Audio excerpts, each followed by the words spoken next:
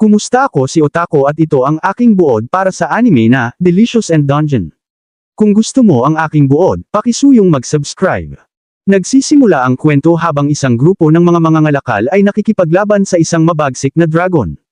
Si Leo, ang bayani, ay hinihikayat ang iba sa pamamagitan ng pagsasabi sa kanila na ganap silang handa para sa labang ito at wala ang makakapigil sa kanilang tagumpay. Gayunpaman, sa kalooban ni Laos, alam niyang ito ay hindi totoo. Nagugutom sila, at ang kanilang galaw ay kulang sa kanilang karaniwang gilas dahil dito. Nawala nila ang buong araw dahil sa isang kapalpakan sa mapa. Pagkatapos, pumasok sila sa isang tukso at nawala ang 3 araw na halaga ng pagkain. Habang ang lahat ay nakikipaglaban, si Leo ay malalim sa kanyang iniisip at nagpasya na kailangan nilang bumalik sandali pagkatapos talunin ang dragon. Sa ganitong paraan, ang babae na may pangalang Fallon ay itinulak siya kaya't nagtataka siya kung may isang nagbato ng spell ng kalituhan sa kanya. Ngunit hindi ito ang kaso, yamang si Leo ay labis na abala upang malaman na siya'y papaslangan at si Fallon ay nag-save sa kanya. Ngunit binayaran ni Fallon ng pinakamataas na presyo ito, yamang siya'y inangkin ng dragon. Si Leo ay nabigla na makita na sila ay napatalo at sinabihan si Fallon na tumakbo habang siya ay nagtatapon ng isang spell sa kanya. Pagkagising ni Leo, natagpuan niya ang kanyang sarili sa labas kung saan ipinaliwanag ni Marcel na isang spell ang nagdala sa kanila palabas ng dungeon.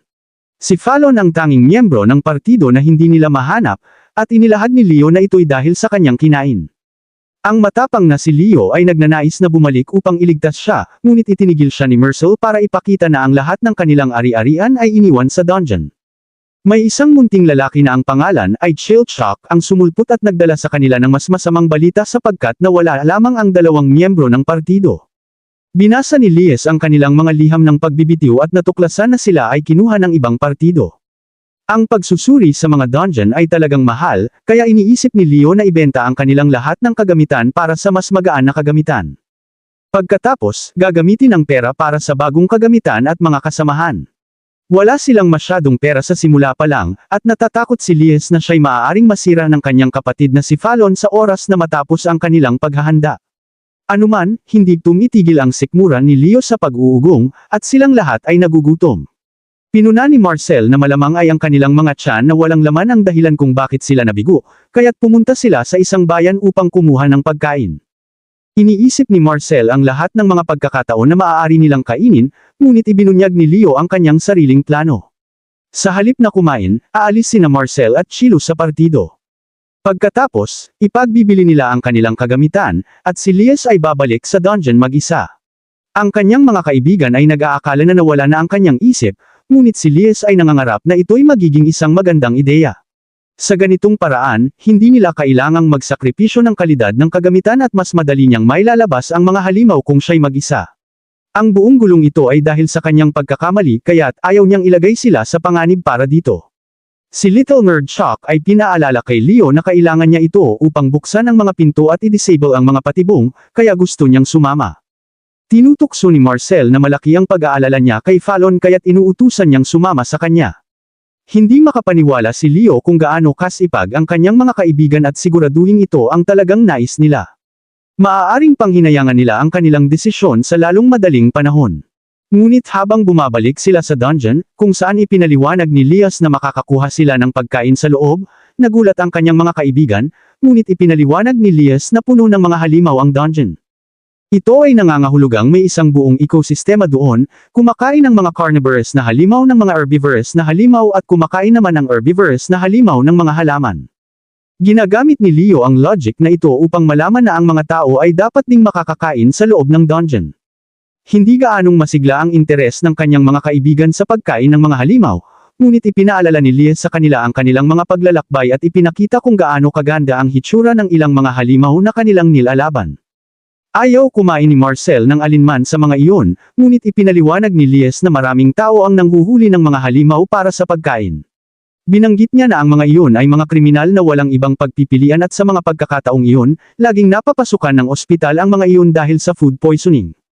Nag-aaway ang dalawa sa sandali ngunit naigugulo ng ilang tumatakbong adventurers na sinusundan ng maliit na halimaw na madali namang na-stop ni Marcel. Tinukoy niya na mga baguhan lang na adventurers ang mga iyon, ngunit hindi man lang pinapansin ni Lies, abala siyang kumukuha ng halimaw at casual na inirerekomenda na gawin itong kanilang tanghalian.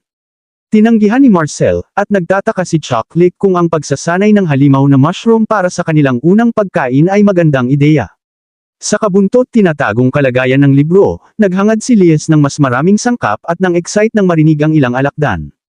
Natutunan natin na sa kabila ng pagiging dungeon nito, maraming tao ang pumapasok at lumalabas, na nagiging isang siksik ang lugar para sa mga mangangalakal at mangangalakal. Isang dating sementeryo, ito ay dating isang sagradong lugar kung saan natutulog ng payapa ang mga mamamayan, ngunit kumonekta ito sa dungeon 6 na taon na ang nakalilipas at naging pinakamasigla itong lugar sa buong bayan. Hindi malinaw kung paano nagkaroon ng halimaw, ngunit tila lahat sila ay kakaiba ang anyo at umaatake sa mga tao na parang may ipinagtatanggol. Natagpuan ni Laos ang scorpion monster at ininisero niya si Marcel nang hawakan ito ng tulad ng crayfish.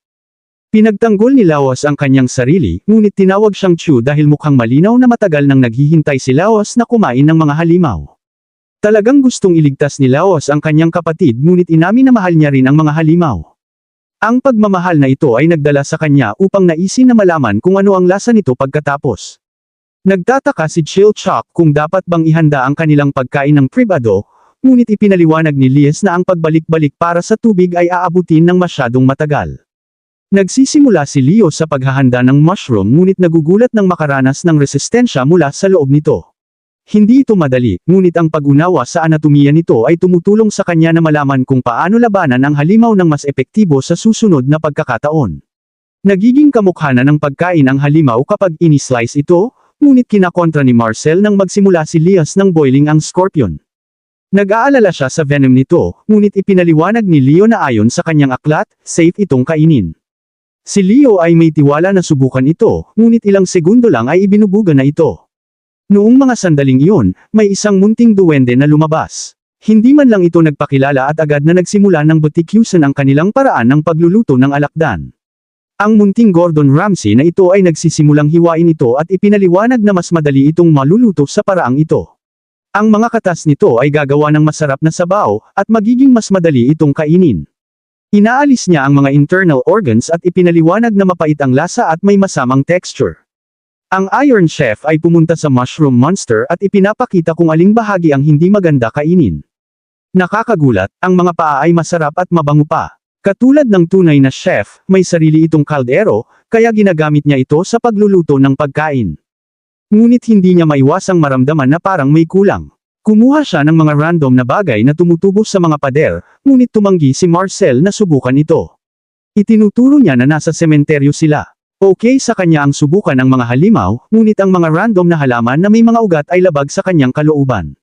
Nawawala siya sa kanyang pagiging malamig na ugali, ngunit na-interrupt ito nang bumagsak ang isang slime sa kanyang mukha. Hindi makahinga o makapag-cast ng spell si Marcel, kaya nagpanik siya at naalala na ang kanyang unang pagkamatay ay dahil sa slime. Iniligtas siya ng Dwarf Ramsay, at na-amaze si Liz na kaya niyang harapin ang slime gamit lang ang kanyang kutsilyo. Para sa lalaki, parang wala lang ito, at ipinaliwanag na madali ito kung alam mo ang komposisyon ng halimaw. Bagaman tila walang laman ang slime sa loob, ipinaliwanag ng duwende na mas maayos ang kanilang komposisyon kaysa sa tao. Binigyan niya sila ng maliit na lesson sa anatomy at ipinaliwanag na nararamdaman ng slime ang paghinga ng kanilang biktima at kumikilos agad. Kaya mas madali tamaan ang mga tao kapag sumigaw sila ng malakas tulad ni Marcel. Ngunit agad na nagtatrabaho ang Dwarf Ramsay, dahil ayaw niyang masayang ang pagkain at agad na nag-prepare para lutuin ang slime. Hindi ito masarap sa kanyang asal, kaya iniimbakan niya ito sa citrus juice at binabanlawan sa mainit na tubig. Kailangan magtagal itong dried ng 2 linggo, ngunit malinaw na isang Monster Chef Pro ang duwende dahil mayroon siyang portable slime drying net na ginawa niya mismo. Isinawso niya ang slime sa kanyang kakaibang aparato at ipinaliwanag na pwede na itong matuyo habang siya'y naglalakad.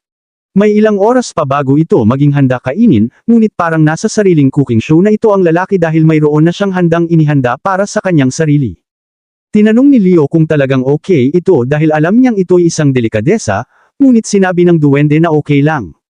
Ni-research niya ang pagkain ng mga halimaw sa dungeon ng 10 taon, at wala siyang ibang mas pinipili kaysa marinig na may interesado sa monster cuisine. Sa lahat ng mga sangkap na nakakamit, talagang nagtatrabaho ng maigi si Dwarf Ramsay, at sa wakas ay handa na ang nakakatakam na putahe. Medyo kakaiba ang pakiramdam ng mga lalaki dahil hindi nila inaasahan na magiging ganoon kaganda at mabango ito. Ipinaliwanag ng duwende na kumokontak ang karne habang niluluto, kaya madali itong mahiwa-hiwa. Si Leo ang unang sumubok at namangha sa kahusayan nito. Nahanga rin si Chuck sa lasa, kaya napilitan si Marcel sa pressure at iniutos na bigyan siya ng konti. Siya nga ang pinaka-skeptical, at ipinaliwanag ng duwende na ang pink na bagay ay tuyong innards ng slime. Sumubok si Marcel at agad na napagtanto na masarap pala ito. Lahat sila'y talagang gustong-gusto rin ang mga ugat, ngunit ipinaliwanag ng duwende na ito'y mga puno na tumutubo pabaliktad sa dungeon. Nagtataka si Marcel tungkol sa natatanging at misteryosong algae ng dungeon na kanilang kinakain, ngunit ipinaliwanag ng duwende na ito'y karaniwang algae na tumutubo kahit sa ibabaw. Sa huli, lahat sila'y busog na sa sobrang kain, at sa wakas ay nagpakilala na si Dwarf Ramsey bilang Senny. Inamin ni Leo sa kanya na kinain ng isang halimaw ang kanyang kapatid sa mas mababang mga antas ng dungeon, kaya't nais niyang iligtas ito bago ito madigest. Ipinahayag ni Leo na ang halimaw ay isang dragon na may malalim na pula nitong kaliskis, at dahil alam niya ng kaunti, ang mga dragon ay nagtatambay sa pagtulog upang mapanatili ang kanilang malalaking katawan. Sila rin ay mas mabagal mag-digest kumpara sa ibang mga halimaw. Natuwa si Leo sa narinig, at nag-aalok si Senny na sumama sa kanila. Masigla itong tinanggap ni Leo, at ipinaliwanag ni CL na palagi niyang ninanais na lutuin ang pulang dragon sa loob ng maraming taon. Nagsisimula na siyang mangarap ngayon at nagtatanong kung ano ang dapat niyang gawin sa karne nito. Tinitigan ni Leo ang kanyang bagong kakaibang kaibigan at nagtataka kung talaga bang okay na kainin ng dragon, yamang ito'y nakakakain ng kanyang kapatid. Ang kanilang misyon sa pagtulong ay dumaan sa ikalawang palapag ng basement na lubos na iba kaysa sementeryo sa unang palapag ng basement. Ayon sa mga akademiko, ito ang Spire of the Golden Castle, na matatagpuan sa malalim na ilalim ng lupa. Malinaw na sila'y napapagod na ng nadapa si Marcel sa tulay. Kaya, nagpa siya si Sos na hanapin ang isang pampang upang tawagin itong isang araw. Naalala nila kung paano sila nag-overnight doon noon, at nasunog si Lies habang nagluluto ng sabaw. Naalala ni Marcel ang masarap na normal na pagkain, ngunit pinaalala siya ni CI na mayroon siyang sabaw ng alakdan mula sa kanilang lunch kanina. Hindi niya ito gustong kainin, kaya't nagpa siya si Lies na sila'y maghanap ng halimaw na maaari nilang kainin para sa hapunan. Bukas si Leo sa mga hiling ni Marcel, ngunit ang kanyang maisip lamang ay normal na pagkain. Subalit ang kanilang mga opsyon ay mga halimaw, kaya't pumayag siya sa alinman lang na pwedeng kainin. Tinignan ni Laos ang kanyang tiwala na monster eating guide at nalaman kung ano ang pinakakaraniwang mga halimaw sa lugar na iyon. Nasa menu ang malalaking paniki at mga higanteng daga, ngunit tumanggi si Marcel na kumain ng anumang marumi. Pwede ring ang mga goblin sa kagubatan, ngunit ayaw niyang kumain ng mga demi-humano. Nasa menu rin ang living armor, ngunit napakapili daw kumain ni Mel at hindi nais kumain ng metal. Mayroon ding mas normal na mga halimaw, ngunit hindi ito umaatake sa tao, kaya't nangangailangan ito ng mas maraming paghahanda. Subalit sobrang optimistiko si Leo, at ipinunto niyang baka mahanap nila ang isang halimaw na may daladalang laman para sa kanilang hapunan. Swerte para sa kanya dahil ipinaliwanag niya na maraming prutas ngayong panahon. Gayunpaman, ang malupit na katotohanan ay bumagsak kay Marcel nang ang mga prutas na tinutukoy ni CI ay maging mga prutas ng puno mula sa manning plants. Itinuturo ni Leo na ang manning humans ay isang pangalan lamang na ibinigay sa kanila. Ginagamit niya ang isang halamang puno bilang halimbawa at ipinaliwanag kung paano ito kumakalat ng kanyang mucus sa lahat ng dako kapag hinawakan ng isang nilalang ang mucus. Ang halamang ito ay reflexively na itinutulad ito sa nilalang ngunit hindi ito nilulusaw, sa halip ay ginagawa itong compost. Si Marcel ay patuloy na nagdududa na hindi nito nilulusaw ang mga tao, ngunit itinuturo ni Chuck na may nakakapansin kung may bangkay doon. May mga tao na kumukuha ng mga bangkay sa dungeon, ngunit walang sino man ang kakainin ng halimaw doon. Ang problema ay hindi nila magagawang pumitas ng mga halaman ng lihim, kaya't kailangan nilang labanan. Pinakita ni Marcel na hindi siya isang walang silbing picky-eating diva at sinabihan ang lahat na umatras dahil siya ang tatalo sa kanilang mga kalaban sa isang putok. Naghanda si Marcel ng isang makapangyarihang spell na may mistikong incantation, ngunit biglang itinigil ni CI ito. Ito ay nagdulot sa kanya na mabihag ng halimaw, at ipinaliwanag ni CI na hindi niya nais na gamitin niya ang isang atake na tatama sa prutas dahil siya'y namumuhay ayon sa isang absolutong alituntunin, at iyon ay ang kumuhang kung gaano karaming pagkain lamang ang iyong kakainin. Sa pag-aalala ni Marcel, siya ay nangangahas na tamaan ang isa sa mga halimaw at nagulat nang ang halimaw ay lumura ng bangkay. Galit siya dahil bagaman ang halamang halimaw ay hindi nagluluso ng mga tao, malinaw na kinakain nila ang mga ito. Agad na itinuro ni Leo na teknikal na hindi siya nagkamali. Pinapangit niya ang sitwasyon sa pagsasaad na ang halamang nagmumula sa kanyang pagkakahuli ay isang uri ng parastikong halaman na naghuhulog ng buto sa loob ng balat ng kanyang biktima. Nagsasanay si Leo na iligtas siya ngunit unay ipinaliwanag na ito'y tumatagal ng magpakailanman sa pakikipaglaban sa mga halamang batay sa halaman isang-isa. Parang may maraming mga kamay kaya mayroon lamang isang siguradong spot para saksakin ito ng espada at ito'y nasa ugat. Ipinapakita niya na ito'y isang delikadong hamon at inilalarawan ito bilang pag-aatake ng iba't ibang mga halaman sa kanilang katawan. Nilalapat niya ito na tila ba may ilang mga utak, ngunit ang parastikong uri ay kailangang mahuli ang kanyang biktima nang walang itong maalis ito. Ito'y nangangailangan ng maingat na balanse ng pagsadsad sa kanyang biktima nang hindi ito ginigising. Ang lalaking ito ay may seryosong interes dito at nagtatanong kung totoo bang nararamdaman niya ito ng gusto, ngunit si Marcel ay hindi makapagsalita sa kanyang kaguluhan. Matapos pumili ng mga sangkap, bumalik si Chef Ramsay sa trabaho. Inistim niya ang halaman at ginupit ang paligid ng tangkay upang hilahin ang mga buto. Binabalot niya pagkatapos ang kawangis na balat sa kawangis na lutuan. Pagkatapos ay hulma ang hilaw na prutas, idinagdag niya ang slime at ang broth ng ilang scorpion. Pagkatapos haluin, idinagdag niya ang mga piraso ng prutas ng puno. Ibinuhos niya ang halo na ito sa isang lutuan at niluto ito, inilalagay lamang ang natitirang prutas kapag ito'y nagsisimulang umuusok ng kaunti may paminsang pagkakalagay ng ilang seasoning at tapos na ang lahat. Ang bagay na ito ay tila isang tart, ngunit ipinapakita ni Scent na ang crust ay tunay na isang non-stick coating lamang, kaya't pwede itong i-ignore. Ang mga lalaki ay nagugulat na ito ay isang lasa dish, ngunit gusto nila ito at inirekomenda na subukan ito ni Marcel. Siguraduhin niyang wala itong mga halaman na kumakain ng tao sa una, ngunit ipinakita ni Senny na kung ginamit niya ang mga manaing ones, mas magiging masarap ang putahe. Sumusubok si Marcel nang may pag-aatubiling ito at nagulat nang malaman niyang masarap ito. Itinuturo niya na ang mga halaman na uri ng compost ay napakatamis at nagtataka kung kinakain ito ng ibang hayop. Nangangambang ito dahil ibig sabihin nito, ang lahat ng prutas na ginagawa ng halamang halimaw ay kinukuha lang. Binabalita ni BOS na iyon ang paraan kung paano gumagana ang mga carnivorous na halaman. Ginagamit nila ang matamis na prutas para hulihin ang kanilang biktima.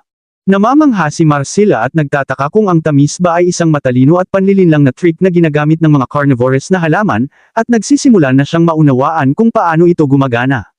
Nagugulat siya sa mukha ni Leo, ngunit masaya siya na interesado na siya sa kanyang hobby. Lahat ay naglilinis pagkatapos ng kainan, at nagtataka si Marcel kung dapat niyang buhayin ang bangkay sa pamamagitan ng mahika. May tsansa na hindi ito magtagumpay, kaya't naisipan nilang iwan ito doon sa pag-asa na may ibang makakakita nito. Nagpa siya ang mga geniuses na gawing mas madali para sa iba na makakita nito sa pamamagitan ng paghanging nito, ngunit ipinakita ni Chuck na ito ay tila isang lugar ng pagbitay. Sa gabing iyon, may bangungot si Marcel, at binabasa ni Leo ang kanyang tiwala sa gabay ng pagkain ng halimaw sa dungeon. Isang tingin sa nakaraan ni Marcel ay nagpapakita sa kanya na naghahanda para kumain ng masarap na pagkain na gawa ng kanyang ina. Ang pagkain na ito ay naging isang grupo ng kakaibang mga nilalang, at nagising si Marcel mula sa bangungot. Siya ay naamoy ang isang bagay na katulad ng amoy sa kanyang panaginip, at ito'y mula sa isa pang grupo na nagluluto ng almusal. Ito'y isang karaniwang pork, kaya't siya'y naiinggit, ngunit itinuturing itong trahedya ni Dwarf Ramsay. Ipinapaliwanag niya kung paano ang mga kabataang adventurer ngayon ay hindi gaanong kumakain ng masustansya at sinasabing mas nakakatakot ang kakulangan sa nutrisyon kaysa sa mga halimaw. Ipinaliwanag ni CI na habang iniisip ni Marcel na gusto niya ng pork, ang tunay na nais ng kanyang katawan ay taba. Si Marcel ay hindi na talaga gusto kumain ng mga halimaw, ngunit ang dwarf ay nakadecide na hahanapin nila ang mga halimaw na mataas sa taba. Ang mga itlog ay mas mainam pa dahil mayroon itong lahat ng nutrisyon na kinakailangan, at sa palagay niya ay dapat itong anihin sa dungeon. Nagtataka si Laos kung iniisip ng dwarf ang iniisip niya, at iyon nga ang kaso. Gusto nilang mahanap ang isang basilisk, ang hari ng mga ahas. Ito ay isang kombinasyon ng manok at ahas. Sa madaling sabi, natagpuan ng grupo ang isang pugad ng basilisk na naglalaman ng mga bagong itlog at nagpasya na agawin ang mga ito bago bumalik ang inang ibon. Subalit, huli na dahil naririnig nila ang mga sigaw sa malayo, at nakikita na ang partido mula kanina ay inaatake ng basilisk. Nakakakita ang halimaw kay Marcel na hawak ang itlog nito, kaya't tumatakbo siya ng buhay habang ito'y sumusunod sa kanya. Ang mga lalaki nanunood lang at kinukulit ang kanyang mabagal na takbo, ngunit biglang napapariwara siya sa tunay na panganib. Swerte para sa kanya, si Laos ay isang loko. Ginagamit niya ang taktika na gawing mas malaki ang kanyang sarili sa pamamagitan ng paggalaw ng kanyang mga braso. Ginagamit din ni Laos ang mga kakaibang tunog upang takutin ang halimaw, ngunit gusto na lang ng kanyang team na itanggi siya. Ang halimaw na ito ay may dalawang ulo, kaya't wala itong talagang vulnerableng bahagi, ngunit mayroon lamang itong isang katawan, kaya't ito'y maaaring pagtuunan ng pansin. Kung ang bawat ulo ay aatakihin sa parehong oras mula sa iba't ibang direksyon, ang katawan ay maguguluhan. Ginagawa ni CI at Liwas iyon at nagtagumpay sa pagtalima ng halimaw. Ang lalaking galing sa ibang partido ay na-poison, ngunit swerte naman kay SJI na may antidote. Sa kasamaang palad para sa kawawang tao, plano ni Dwarf Ramsey na gamitin ang antidote para gawing hapunan. Ipinaliwanag niya na mas masarap ito kapag niluluto, kaya't sinabihan siya ng iba na magmadali at lutuin ito. Ang maliit na chef ay agad na nagtrabaho at pinakialaman ang lahat na makatulong sa kanya sa pag-ahit ng balahibo. Pagkatapos tanggalin ang mga laman loob nito, hinati niya ang ilang gulay at itinulak ang mga ito sa loob ng ibon. Inihaw niya ito ng mabuti, at si Marcel ay nagmamadali na pakainin ang kawawang lalaki. Halos patay na itong lalaki, ngunit kahit siya ay naa-appreciate kung paano umaapaw ang katas ng karne. Tumanggi si Marcel kumain bago magbigay ng healing spell, ngunit hindi niya kayang pigilang kumain pagkatapos makakita ng paa ng manok. Matapos punuin ang kanilang mga mukha ng kaunti, nagsagawa na lang si Marcel ng kumpletong healing spell para sa lalaki, at lahat sila ay nag-enjoy sa natirang bahagi ng kainan. Ang dalawa mula sa ibang partido ay nagpapakita na kanilang palaging nawawalan sa parehong lugar sa dungeon at nagtanong kung paano sila maaaring maging sapat na malakas upang lutuin ang mga halimaw tulad nila. Hindi masyadong sigurado ang iba kung paano sagutin, ngunit may lahat ng kasagutan si Dwarf Ramsey. Kailangang mapabuti ang kanilang dieta, magsagawa ng tamang ehersisyo, at suriin ang kanilang ritmo ng pagtulog. Itinataguyod niya na ito ay magpapalakas sa kanilang katawan, at nagpapasalamat sila pagkatapos.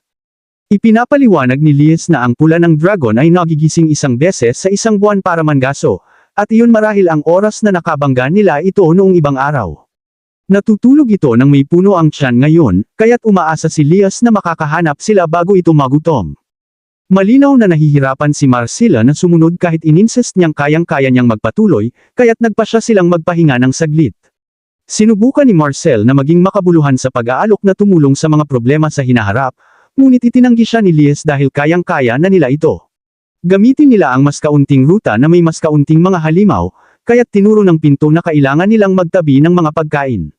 Wala silang ibang mga laman loob kundi karne at itlog sa ngayon, kaya't kailangan nila ng mga gulay. Nakarinig si Marcel ng pag-mention ng isang kolonya ng Mandray, kaya't agad niyang ipinaliwanag na alam niya kung paano mag-ani ng Mandray. Ang Mandray ay mahalaga sa mahikal na gamot. Ito ang kanyang larangan ng kaalaman, kaya't sinasabi niya sa iba na sundan siya sa gawain na ito. Ipinapaliwanag niya na ang Mandrake ay sumisigaw kapag hinihiwa mula sa lupa, at magpapakagago ito at maaaring magdulot ng kamatayan. Upang maiwasan ito, sinabi niya na kailangan nila ng lubod at ng isang mabuting asong mayroong tamang pagsasanay. Sa ganitong paraan, maaaring hila ng aso ang Mandrake na nakakabit sa lubod habang tinatawag ito mula sa malayo. Hindi mabubuhay ang aso, ngunit ito ay hindi pa nga ang pinakamalaking problema dahil wala silang aso sa unang lugar.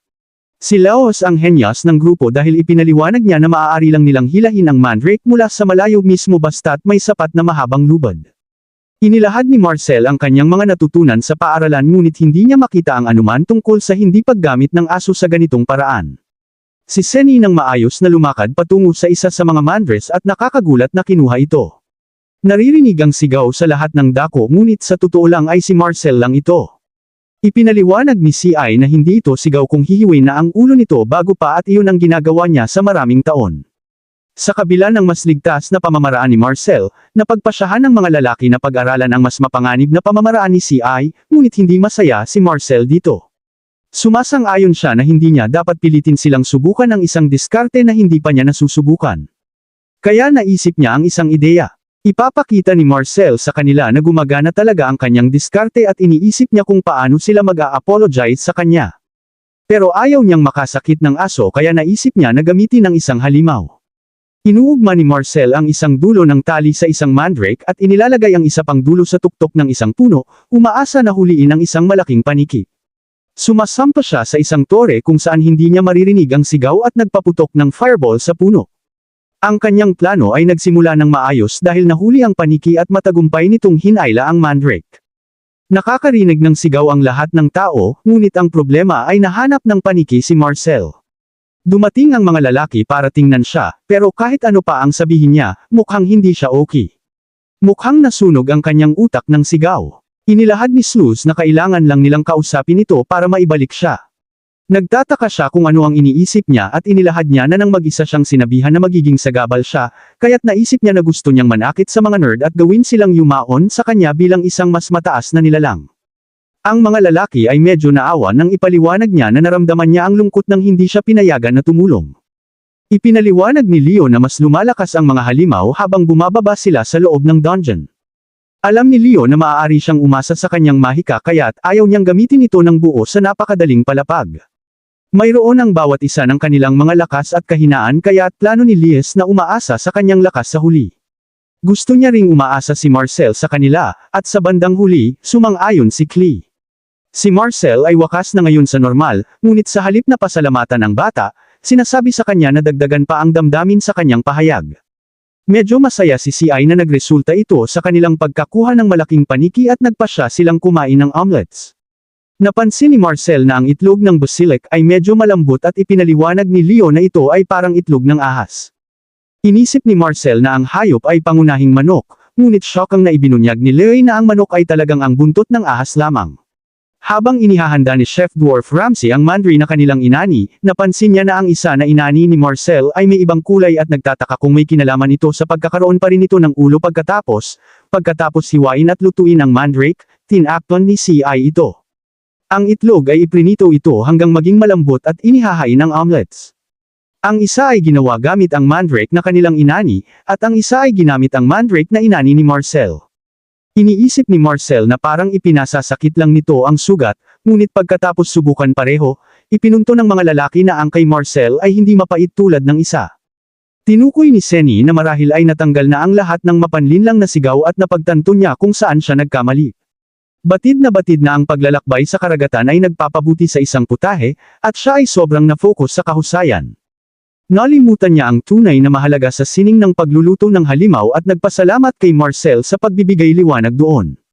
Bilang regalo, inaalok ni Dwarf Ramsay sa kanya ang pinakamasarap na bahagi ng mandray, ngunit nagulantang siya dahil ito ang ulo. Pagkatapos, nagpapatuloy ang kanilang paglalakbay, at ginamit ni Chilo ang taybak nila upang malaman kung nasaan ang isang nakatagong pasukan. Ipinaliwanag ni Lawas na si Chilo ay isang eksperto sa pagtuklas ng mga patibong at pagpili ng mga kandado, at ipinakita ni Chilchok na magkakaroon ng mga patibong sa lahat ng dako. Ayaw niyang may gumawa ng anuman nang hindi niya ito sinasabi sa una at ipinaliwanag na ang kanyang kinaiinisan ng labis ay yaong nanghihiram ng kanyang trabaho. Sa loob ng nakatagong pasukan, huminto si Chilo at sinuri ang lugar ng nakayapak. Matapos ang maingat na pagsusuri, itinutukoy niya kung aling tiles ang ligtas tuntunin, ngunit halos magulat nang magkaroon ng maling hakbang si CI. Pinagsabihan siya ni Chilo at binanggit na marami siyang palampasin na tile sa kakulangan ni Senador ng pagsunod. Ipinaliwanag ni CI na ayaw niya ng komplikadong bagay, ngunit hinihimok siya ni Chilchok na maging mas maingat. Ang pagsugod ng isang patibong ay maaaring makaapekto sa iba, at ito'y lubos na sisira sa lahat ng kanyang kalkulasyon. Tinuturuan siya ni Chilo na tanging sa kanyang sinasabi dapat siya tumapak, ngunit matigas ang ulo si Master Chef.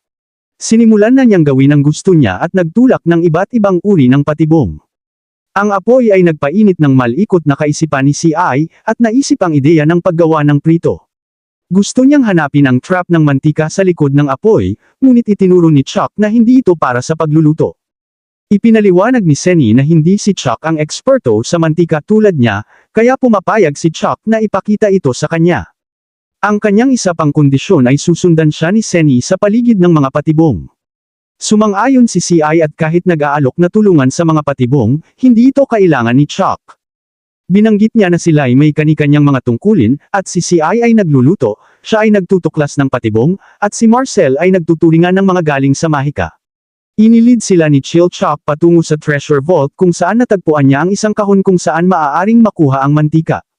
Namamasid ang iba habang binubuksan niya ang kahon ng magaling, at sinabi nila na si Chilchok ang pinakamatino sa kanilang lahat. Nasa kanyang mga kamay ang buhay ng lahat, kaya't ang presyon ang malamang na nagbibigay sa kanya ng kaba. Nakakamit ni Chilchok na buksan ang kahon, ngunit hindi siya sigurado kung gaano karaming mantika ang lalabas mula sa labas kapag tinulak ang gatilyo. Mayroong kaserola si Senny na handang tanggapin ang ilang mantika, ngunit ipinaliwanag ni Chuck na malamang na mainit ang mantikang iyon. Sinabi ni CI sa kanya na huwag matakot, kaya't dahil sa babala ni Chilchok, hinayla niya ang gatilyo. Ang kumukulong mantikang lumalabas, at ang pinakamaliit na patak sa balat ni Laos ay nagdudulot ng kahindek-hindek na sakit. Nangangamba si Chilchok para kay CI, ngunit ang Iron Chef ay lubos na okay, at mayroon pa siyang hinlalaki sa kumukulong mainit na mantika. Ang temperatura ng mantika ay perpekto para sa pagprito ng pagkain, at natutuwa si CI na ibunyag na ito'y langis ng oliba. Gusto ni CI gamitin ang talam mula sa isa sa mga patibong kanina upang hiwain ang karne, ngunit ipinaliwanag ni Chuck na hindi nila alam kung saan ito babagsak. Ini-insist ni Senny at ipinaliwanag na ang kanyang trabaho ay pagluluto, kaya't dapat sundan siya ni Chilo sa kanyang mga direksyon ngayon. Ganon nga ang ginagawa ni Chilchok, at pumunta siya upang gisingin ang patibong para hiwain ang malaking paniki. Sinabi ni Senny sa kanya na painitan ang mantika gamit ang patibong may apoy. Matapos hiwain at ihanda ang karne ng paniki, hinapak ni Dwarf Ramsey ang mga braso ng mandrake. Tinanggal niya ang ilang bahagi nito at nagpatuloy sa binuris na gagamitin, na nangangailangan ng itlog na may kaunting harina, at iniilagay niya ang mandrake dito habang kumukulo ang mantika. Inilagay ni CI ang ilang binuris na mandrake at iniwan si Chilchok na may hawak sa pagbalik nito. Hindi alam ng maliit na tanga kung ano ang tamang temperatura at nagtapos pa siyang niluluto ito ng labis. Nagiging malambot ito kung mahina ang apoy at nasusunog kung malakas, ngunit talagang isang isyo ito ng oras. Sa huli, natutunan din ni Chilchok at handa na ang mga pati na kainin. Siyempre, ini-enjoy ng lahat ang malutong na pagkain, at iginigit ni CI na ang kombinasyon ng tamang oras at temperatura ang dahilan. Ipinaliwanag niya na madalas siyang dumaan sa bahaging ito ng dungeon, ngunit wala siyang kamalay-malay na mayroong ganitong kahusayang silid. Hindi iniisip ito ni Chilchu bilang kahusayan, dahil puno ito ng patibong panganib. Iniutos niya kay Senny na huwag ito gawin ng walang kanya at ipinaliwanag na malamang na hindi siya mabubuhay kung gawin niya ito. Nabigla si Senny na alam na niya ito, na ipinaliwanag na hindi niya kayang gayahin ang mga kasanayang pamamahala ng patibong mayroon si Chuck. Natutuwa si CI sa bata at malungkot siyang matanto na kapag silang lahat ay maghihiwalay sa huli, hindi na niya magagamit ang patibong mag-isa. Medyo may gulat si Chuck, kaya't ipinapangako niyang ituro kay CI ang ilang bagay tungkol sa mga patibong may oras. Inamin ni Chilchok na may ilang pag-aatubiling gawin ito, ngunit sumasang-ayon na si Chef Dwarf Ramsey ang nagturo sa kanya kung paano magluto. Salamat sa panunood ng aking buod.